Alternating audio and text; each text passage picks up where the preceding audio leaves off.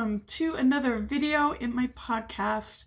My name is Cheryl, and this is Cappuccino Crafts, my little channel on YouTube, and my corner of the general interwebs where I like to talk about knitting and sometimes crochet and books and TV and movies and other general life and chatty things that I want to share with you. So thank you so much for choosing to watch this video and spend a little bit of your time with me. I really hope that you enjoy it. Please settle in, get yourself a delicious beverage, and let's enjoy a lovely visit. So it is morning, Monday morning, December the 6th, and so I will have tea later, maybe while I'm editing this, but I just wanted to take advantage of the light and record before the day got away from me. So here we are. Again, there has been no crafting of any kind, but there has been reading. So let's just go to the books. The first book that I finished was Ace of Spades by Faridah Abike Iyimide. And I hope I didn't mess up the pronunciation too horribly. But I really enjoyed this young adult thriller, and it really was an exciting and tense ride. I was just really scared and concerned for the two main characters. This is a dark academia set in a very elite prep school, and there are only 2 Black students in the school, and they, in the beginning of their senior year, they are targeted by an anonymous texter sending text blasts to the entire school of secrets about each of those students, and just trying to tear them down, ruin their reputations, ruin their ambitions for the future, and just break them. And yeah, it was the tagline for this book is Get Out meets Gossip Girl, and that is 100% accurate. This does deal a lot with systemic and institutional racism and white supremacy, the gaslighting and the passive aggressive threats are constant, and that's very realistic, but it doesn't stop there. It goes so much farther, and it builds, and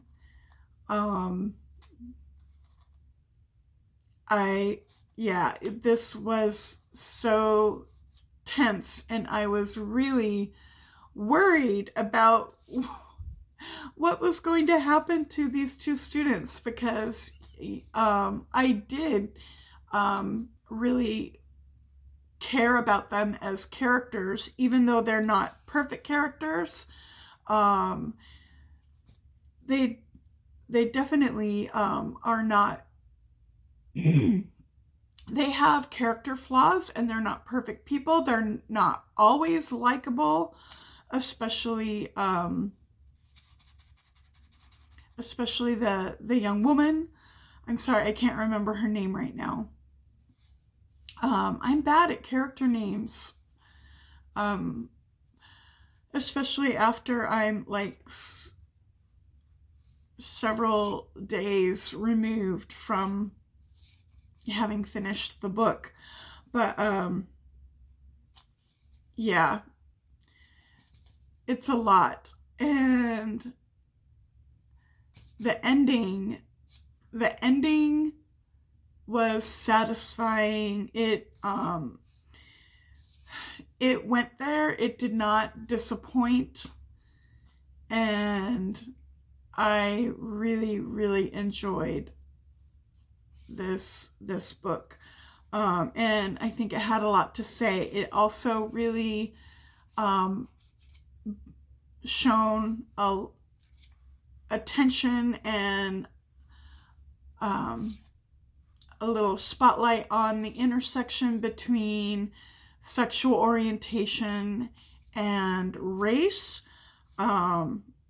because in the end both of the main characters were LGBTQ plus, and it showed their relationships, and it was yeah, I really, really liked it. And the second book that I finished was Axiom's End by Lindsay Ellis, and this is a sci-fi first contact / possible alien invasion scenario, and I really enjoyed this too.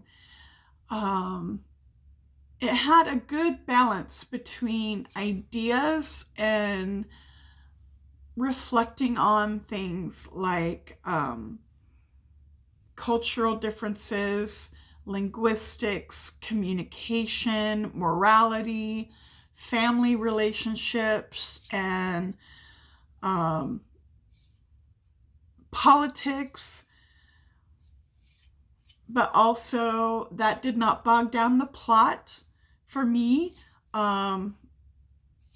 Things kept going, and it did have a tense plot that kept you engaged throughout. That really worked for me. And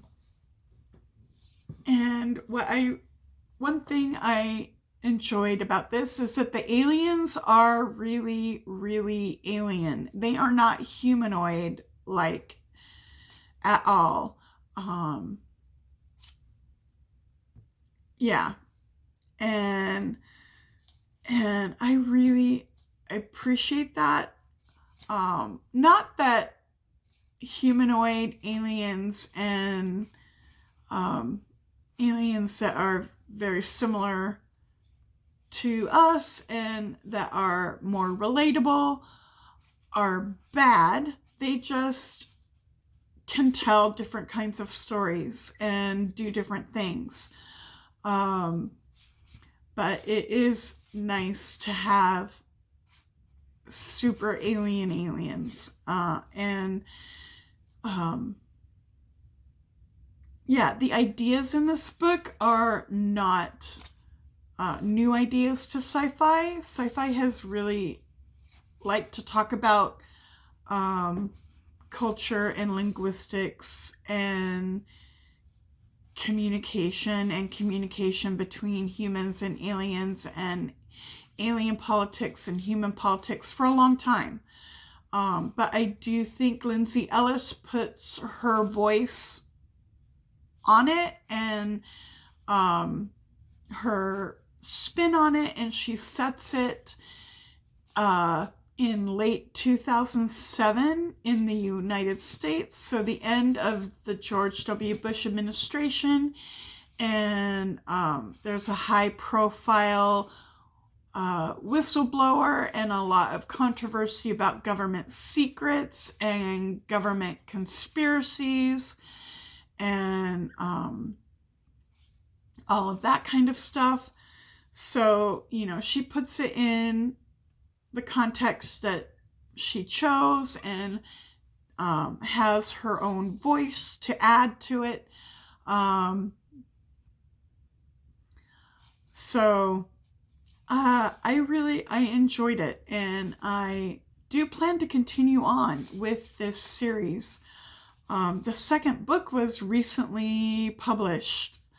I'm not sure when I'll get to it, but I do plan to continue this series and see where she takes it. Because there were some unexpected things that I didn't necessarily see coming. And I'm not sure how I feel about, but I'm interested to see how she develops those things in the next book. Yeah.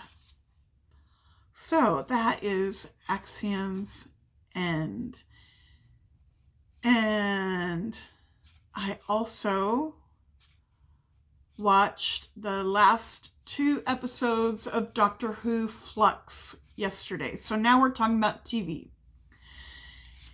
And yeah, so Doctor Who Flux. All the episodes have aired now, and I have watched all 6. And my overall thoughts are, it was kind of a bloated, overstuffed mess as a whole. It was not it for me. Yeah, there were moments, even in the finale. The finale tried. It tried, but it still, yeah. And there were moments, and there were 2 episodes that I liked better, and that I thought were more enjoyable and more satisfying than the other episodes.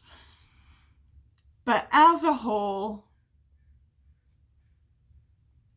I don't love it. I'm very meh about it. I'm not sure I will want to rewatch it ever, except maybe 1 or 2 of the episodes.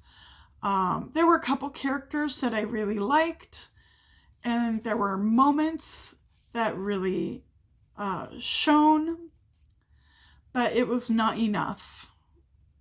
Not enough to pull it together, to bring it together. It just was bloated, and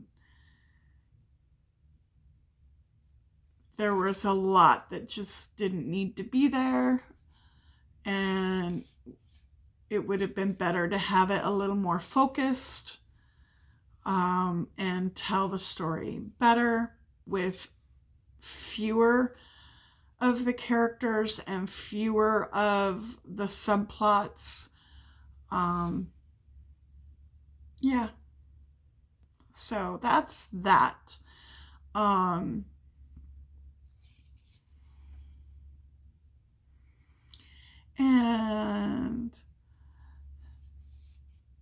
Mei is doing fine. I got another photo of her. I will put it in this video. No big developments for her, or she's still taking baby steps. No big exciting leaps in her coming out of her shell, but I'm just gonna have to take it at her pace, and still playing with the toy with her, and yeah, but I see her a little bit more, and yeah, I hope that you enjoy the photo that I put in here, because I do think she's really cute. And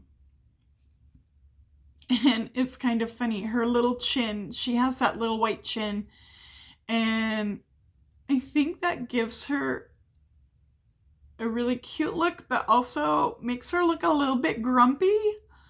Kind of like that jowly, grumpy old man look, which is kind of cute in its own way. Hello, I'm back again. It is still Monday, December 6th, and I am having my tea. It is afternoon now, and I wanted to come back for one more little segment. Do I have 3 books that I have partially read and have not finished, that I started before the slump happened? Yes, I do. And I would like to finish them before January starts. I would rather not carry them into the new year. But today, 3 library holds became available in my Libby app. I'm kind of excited about them. I want to start at least one of them this week. And I thought it would be fun to tell you what they are and ask if you had a preference for which one I should start definitely this week as soon as possible in the comments. So here are the 3. A Kiss for Midwinter by Courtney Milan. Blah, I can't talk. Courtney, blah, I still can't talk. Courtney Milan. A Kiss for Midwinter is a historical romance in the holiday season, as you could tell, like midwinter. So it's a holiday historical romance, very cozy, very sweet, and just lighthearted fun. So, festive vibes and coziness. This is the perfect time for all of that. Okay. The Ivies by Alexa Donne. This is another YA thriller. I just finished a YA thriller that I really, really liked. And I like watching Alexa Donne's YouTube channel, even though I'm not an aspiring writer. I do not want to publish, either self-publish or traditional, but I do enjoy her content, and it's just fun to hear her point of view and get some of the inside scoop. And I've been curious about reading her books, and so The Ivies, a YA thriller. And the third is Ariadne by Jennifer Saint. This is a mythology retelling. Several months ago, I read Circe by Madeline Miller and loved it so much. So this is kind of in that same wheelhouse of feminist Greek mythology retelling, and Ariadne is the sister of the Minotaur. Yes.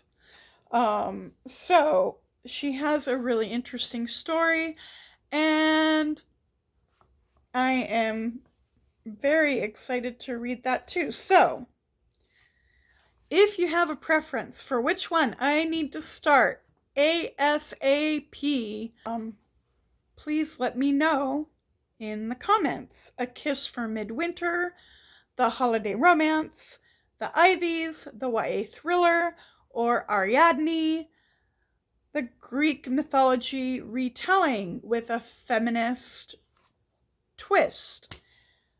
I hope that you are doing well. I hope that you and your family and your loved ones are enjoying the holiday season at the end of this year, and that you are well and safe. And see you next time. Bye-bye.